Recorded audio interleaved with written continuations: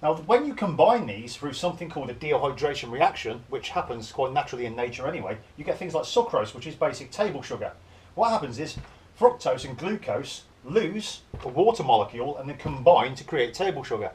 As we ingest things like sucrose, table sugar, what we actually do, an enzymic reaction in our stomach, puts hydration through a hydrolysis process and breaks these two components back down to their simplest. This reaction quite easily happens within the human body, and it's broken down and we use sugars. However, certain enzymes, people lack the enzyme to metabolize lactose. Lactose is the sugars that come through dairy products. A person doesn't have lactase in their system, so cannot do the hydrolysis reaction, and so they cannot break these down. So some people that are lactose intolerant tend to have very bad dietary problems, such as problems with their digestive tract, their inability to absorb nutrients as it goes through their system. The problem with simple sugars, the likes of sucrose, is we break these down very, very easily in our body. Now, our energy needs in our body tend to be used up quite quickly when we consume simple sugars. So we overfill the system. You overfill the system with the likes of glucose and your cells cannot absorb it anymore. So what we actually do, our body stores glucose in the form of something called triglycerides.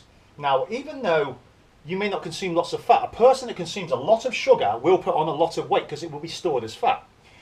Your body wants to hold on to the energy that it has, and it fills up your ATP stores, adenzyme triphosphate, very, very quickly, and then gets stored in triglycerides, fat cells. So a person that goes to eat a cake, even though it might not contain a lot of fat, it contains a lot of sugar that will be stored as fat.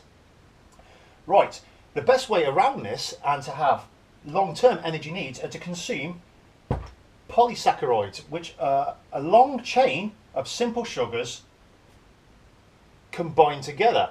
This is actually complex carbohydrates found in the likes of pasta, rice, potatoes and things like that. What actually happens when you consume a complicated carbohydrate, a polysaccharide, it takes longer for your body to do enzymic reactions on each of these hydraulic bonds. So it takes a longer time for your body to absorb it, and as you're burning up your energy needs, you're actually absorbing all the sugars into your system rather than storing them as triglycerides and fat.